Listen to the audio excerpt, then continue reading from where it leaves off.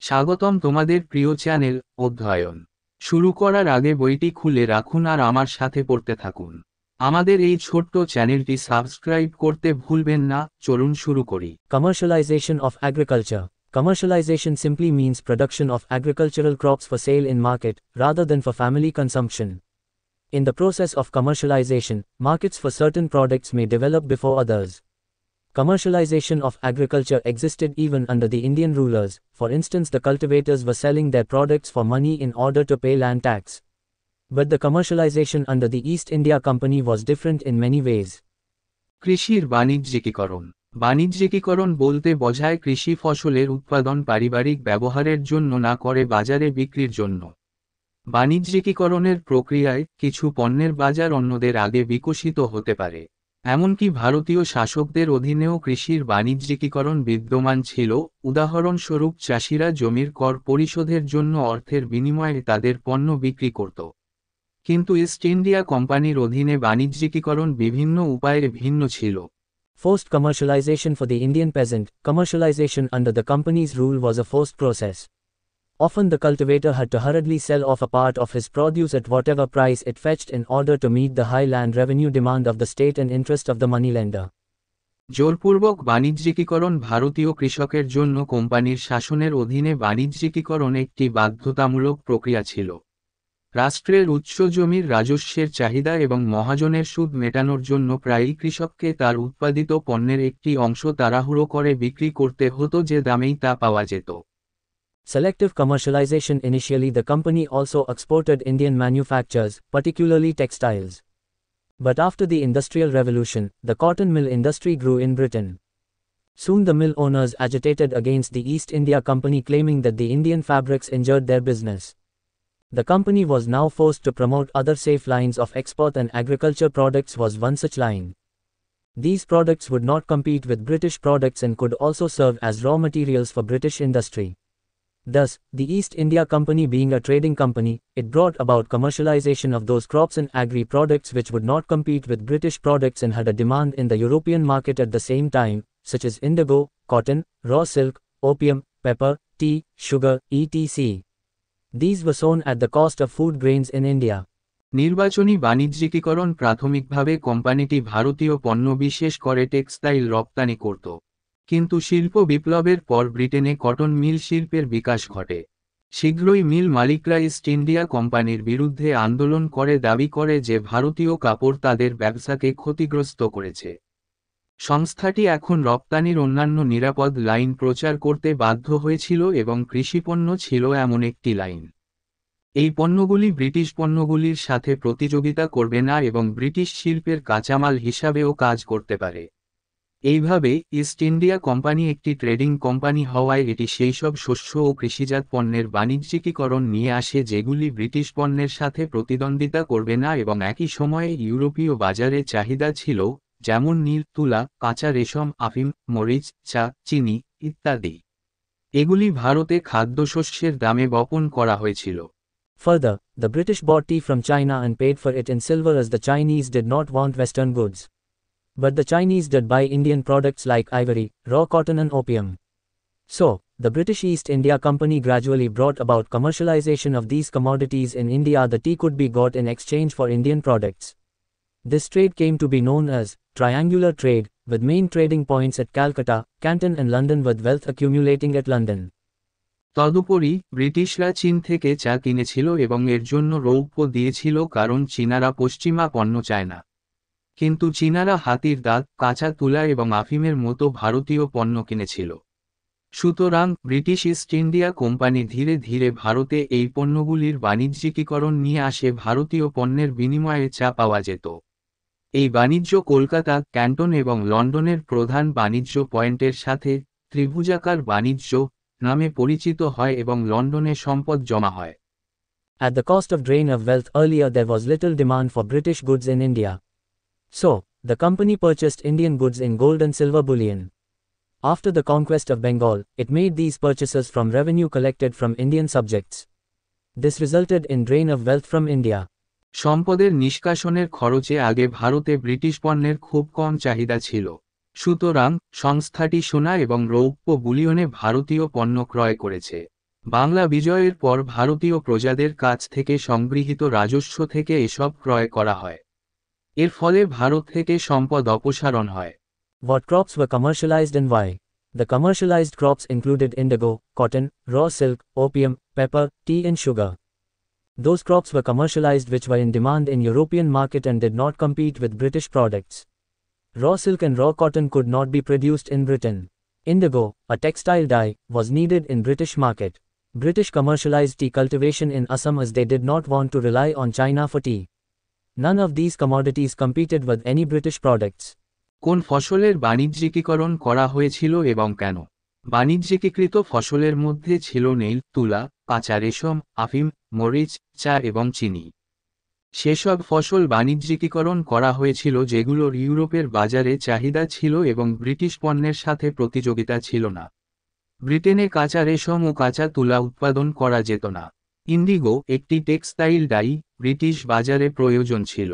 ব্রিটিশরা আসামে চা চাষকে বাণিজ্যিকীকরণ করেছিল কারণ তারা চায়ের জন্য চীনের উপর নির্ভর করতে চায়নি। এই পণ্যগুলির কোনোটিই কোনো ব্রিটিশ পণ্যের সাথে প্রতিযোগিতা করেনি। Effects of commercialization of agriculture. Some of the common effects of commercialization of agriculture by the British were as follows. কৃষির বাণিজ্যিকীকরণের প্রভাব। ব্রিটিশদের দ্বারা কৃষির বাণিজ্যিকীকরণের কিছু সাধারণ প্রভাব নিম্নরূপ ছিল। Exploitation of Indian peasants except in the case of tea, the crops were not produced by hired labor. Say in the case of indigo, the preferred system was to coerce the small peasants into supplying the required product at very low price, called the rayoti system. The European businessmen found it profitable to squeeze the small peasant household than to engage in direct production with hired labor, thus preventing the appearance of developed labor market. Further, the Indian cultivator were often forced to grow these crops against their wishes. They were also forced to sell them to the British at as low cost as possible. This often drove them into the clutches of local moneylenders and created heavy indebtedness. ভারতীয় কৃষকদের শোষণ চায়ের ক্ষেত্রে ব্যতীত শ্রমিকদের দ্বারা ফসল উৎপাদন করা হতো না। নীলের ক্ষেত্রে বলুন, পছন্দের ব্যবস্থাটি ছিল ছোট কৃষকদের খুব কম দামে প্রয়োজনীয় পণ্য সরবরাহ করতে বাধ্য করা, যাকে বলা হয় রয়্যালটি সিস্টেম। ইউরোপীয় ব্যবসায়ীরা ভাড়াটের শ্রম দিয়ে সরাসরি উৎপাদনে নিয়োজিত হওয়ার চেয়ে ক্ষুদ্র কৃষক পরিবারকে চেপে রাখা লাভজনক বলে মনে করেছিল, এইভাবে উন্নত শ্রমবাজারের উপস্থিতি রোধ করে। তদুপরি, ভারতীয় চাষি প্রায়শই তাদের ইচ্ছার বিরুদ্ধে এই ফসলগুলি বাড়াতে বাধ্য হন। তারা যতটা সম্ভব কম দামে ব্রিটিশদের কাছে বিক্রি করতে বাধ্য হয়। এটি প্রায়শই তাদের স্থানীয় মহাজনদের খপ্পরে ফেলে দেয় এবং ভারী ঋণের সৃষ্টি করে। Market instability. Agriculture in India was already exposed to many hazards such as droughts and floods, but commercialization of agriculture added another hazard: the instability associated with widely fluctuating world markets. For instance, Bundelkhand grew a lot of cotton for the China market after 1816. Claiming that the region had become very prosperous, the British officials raised the land revenue. But when the export declined in the 1830s and prices fell, the taxes were not reduced. Both landlords and peasants were pushed into deep poverty and vast stretches of land went out of cultivation, culminating in the Bundela Rebellion of 1842. Thus, while product market was commercialized, land and labor could not develop. বাজারের অস্থিরতা ভারতে কৃষি ইতিমধ্যেই খরা এবং বন্যার মতো অনেক বিপদের সম্মুখীন হয়েছিল, কিন্তু কৃষির বাণিজ্যিকীকরণ আরেকটি বিপদ যোগ করেছে: ব্যাপকভাবে ওঠানামাকারী বিশ্ব বাজারের সাথে যুক্ত অস্থিরতা। উদাহরণস্বরূপ, 1816 সালের পর বুন্দেলখণ্ড চীনের বাজারের জন্য প্রচুর তুলা জন্মায়। এই অঞ্চলটি অত্যন্ত সমৃদ্ধ হয়ে উঠেছে বলে দাবি করে ব্রিটিশ কর্মকর্তারা জমির রাজস্ব বাড়ান। কিন্তু 1830 এর দশকে যখন রপ্তানি কমে যায় এবং দাম কমে যায়, তখন কর কমানো হয়নি। জমিদার ও কৃষক উভয়কেই গভীর দারিদ্র্যের দিকে ঠেলে দেওয়া হয় এবং বিস্তীর্ণ জমি চাষাবাদের বাইরে চলে যায়, যার পরিণতি 1842 সালের বুন্দেলা বিদ্রোহে পরিণত হয়। এইভাবে পণ্যের বাজার বাণিজ্যিকীকরণের সময় জমি ও শ্রমের বিকাশ ঘটতে পারেনি। Famines. Commercialization of agriculture contributed to famines by substituting food grains for commercial crops as well as by increasing instances of land falling out of cultivation because it was no longer profitable to cultivate it. দুর্ভিক্ষ কৃষির বাণিজ্যিকীকরণ দুর্ভিক্ষে অবদান রাখে। বাণিজ্যিক ফসলের জন্য খাদ্যশস্য প্রতিস্থাপনের পাশাপাশি জমি চাষাবাদ থেকে বাদ পড়ার ঘটনা বৃদ্ধি করে কারণ এটি চাষ করা আর লাভজনক ছিল না। Impoverishment of India. You have seen that the crops were produced for exports to Britain. These were bought from land revenue collected from British territories in India and transferred in the form of tribute to Britain. In this way, such exports remitted resources out of India, while India received no imports in return. Such a transfer naturally impoverished India. ভারতের দরিদ্রতা আপনি দেখেছেন যে ব্রিটেনে রপ্তানির জন্য ফসল উৎপাদন করা হয়েছিল। এগুলি ভারতে ব্রিটিশ অঞ্চল থেকে সংগৃহীত ভূমি রাজস্ব থেকে কেনা হয়েছিল এবং ব্রিটেনে শ্রদ্ধাঞ্জলি আকারে স্থানান্তরিত হয়েছিল। এইভাবে এই ধরনের রপ্তানি ভারতের বাইরে সম্পদ প্রেরণ করে যখন ভারত বিনিময়ে কোনো আমদানি পায়নি। এই ধরনের হস্তান্তর স্বাভাবিকভাবেই ভারতকে দরিদ্র করেছে। Drain of wealth. The continuous transfer of wealth from India to England for which India did not receive any adequate economic or material return has been termed by Indian economists and national leaders as drain of wealth from India. It refers to all those payments which were made by India to Britain without any adequate returns or responsibility, one-sided transfer of funds. It has also been interpreted as Indian tribute sent to Britain by the company's government. The focal point of drain theory was that a portion of the national product of India was not available for consumption for its people or for capital formation, but was being drained away to England owing to political subordination of India. সম্পদের drain. Bharat থেকে ইংল্যান্ডে ক্রমাগত সম্পদের হস্তান্তর যার জন্য ভারত পর্যাপ্ত অর্থনৈতিক বা বস্তুগত রিটার্ন পায়নি তাকে ভারতীয় অর্থনীতিবিদ এবং জাতীয় নেতারা ভারত থেকে সম্পদের নিষ্কাশন বলে অভিহিত করেছেন। এটি সেই সমস্ত অর্থপ্রদানকে বোঝায় যা ভারত কর্তৃক ব্রিটেনকে কোনো পর্যাপ্ত রিটার্ন বা দায়িত্ব ছাড়াই করা হয়েছিল, তহবিলের একতরফা স্থানান্তর। এটিকে কোম্পানির সরকার কর্তৃক ব্রিটেনে পাঠানো ভারতীয় শ্রদ্ধাঞ্জলি হিসেবেও ব্যাখ্যা করা হয়েছে। ড্রেন তত্ত্বের কেন্দ্রবিন্দু ছিল যে ভারতের জাতীয় পণ্যের একটি অংশ তার জনগণের জন্য ভোগের জন্য বা পুঁজি গঠনের জন্য উপলব্ধ ছিল না, তবে ভারতের রাজনৈতিক অধীনতার কারণে ইংল্যান্ডে সরিয়ে দেওয়া হয়েছিল।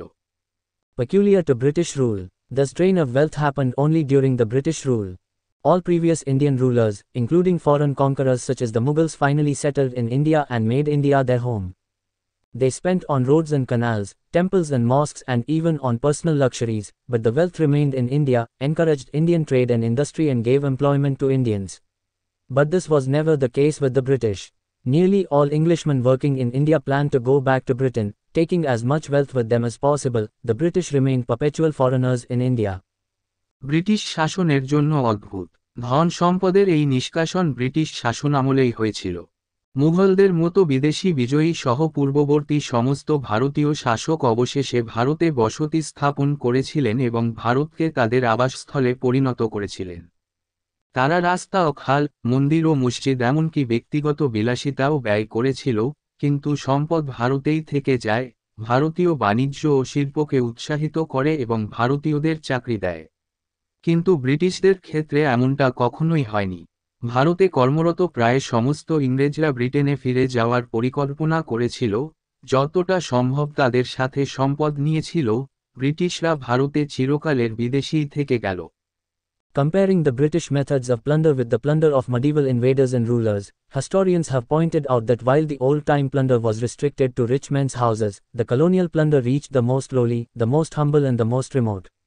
Like the blood-sucking leeches, the British methods were less painful but more thorough.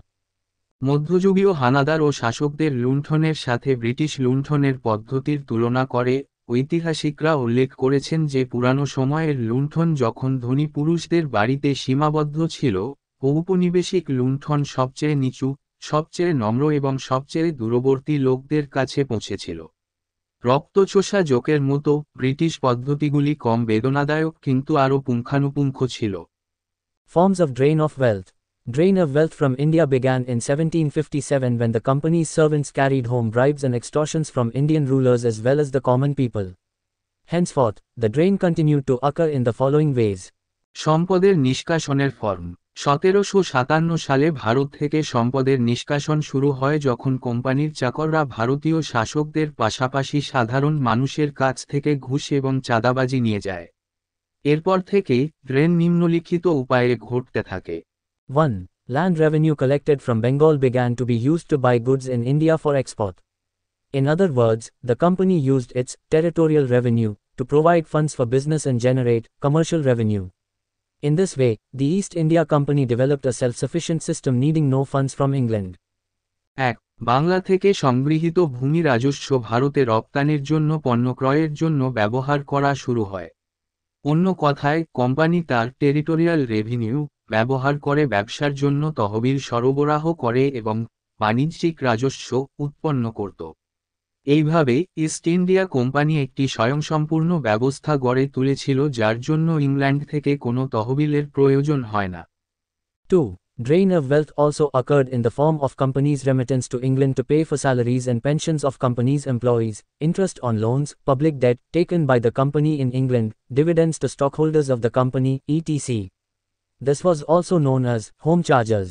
2. কোম্পানির কর্মচারীদের বেতন ও পেনশন, ইংল্যান্ডে কোম্পানির গৃহীত ঋণের সুদ, সরকারি ঋণ, কোম্পানির স্টকহোল্ডারদের লভ্যাংশ ইত্যাদির জন্য কোম্পানির ইংল্যান্ডে রেমিট্যান্সের আকারেও সম্পদের ক্ষয় ঘটে।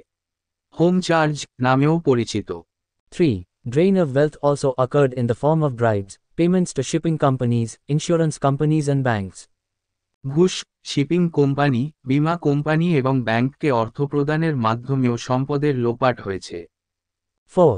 Wealth was also drained out of India in the form of interest on foreign capital investments. For example, in the case of railway companies, interest had to be paid out to the English investors out of Indian taxpayers' money. 4. বিদেশি পুঁজি বিনিয়োগের সুদের আকারে ভারত থেকে সম্পদও বের করে দেওয়া হয়েছিল। উদাহরণস্বরূপ, রেলওয়ে কোম্পানিগুলির ক্ষেত্রে ভারতীয় করদাতাদের অর্থ থেকে ইংরেজ বিনিয়োগকারীদের সুদ দিতে হতো। Economic impact of drain of wealth. The drain adversely affected income and employment potential in India. It checked capital accumulation in India, thereby retarding industrialization of India. Drain of wealth from India led to accumulation of capital in England and contributed to industrial revolution there. Part of that capital re-entered India as finance capital on which India had to pay interest and further drained India of its wealth. সম্পদের নিষ্কাশনের অর্থনৈতিক প্রভাব। Drain ভারতে আয় এবং কর্মসংস্থান সম্ভাবনাকে বিরূপভাবে প্রভাবিত করেছে। এটি ভারতে পুঁজি আহরণ পরীক্ষা করে, যার ফলে ভারতের শিল্পায়ন স্থগিত হয়। ভারত থেকে সম্পদের নিষ্কাশন ইংল্যান্ডে পুঁজি সঞ্চয় করে এবং সেখানে শিল্প বিপ্লবে অবদান রাখে। সেই পুঁজির কিছু অংশ ভারতকে আর্থিক পুঁজি হিসাবে পুনঃপ্রবেশ করেছিল যার উপর ভারতকে সুদ দিতে হয়েছিল এবং ভারতকে তার সম্পদ আরও নিষ্কাশন করতে হয়েছিল। Some important facts. Marx referred to the drain of wealth as the bleeding process. The newspaper, Amrit Bazar Patrika, particularly opposed the drain of wealth from India. Newspapers Hindustan Review and Kayastha Samachar described the use of foreign capital as a system of international degradation. কিছু গুরুত্বপূর্ণ তথ্য। Marks সম্পদের নিষ্কাশনকে রক্তক্ষরণ প্রক্রিয়া বলে উল্লেখ করেছেন। অমৃত বাজার পত্রিকাটি বিশেষ করে ভারত থেকে সম্পদ অপসারণের বিরোধিতা করেছিল। সংবাদপত্র হিন্দুস্তান রিভিউ এবং কায়স্থ সমাচার বিদেশি পুঁজির ব্যবহারকে আন্তর্জাতিক অধঃপতনের ব্যবস্থা বলে বর্ণনা করেছে। এখানেই এই ভিডিওটি শেষ করলাম। পরবর্তী ভিডিওতে আমরা বাকিটা পড়ব।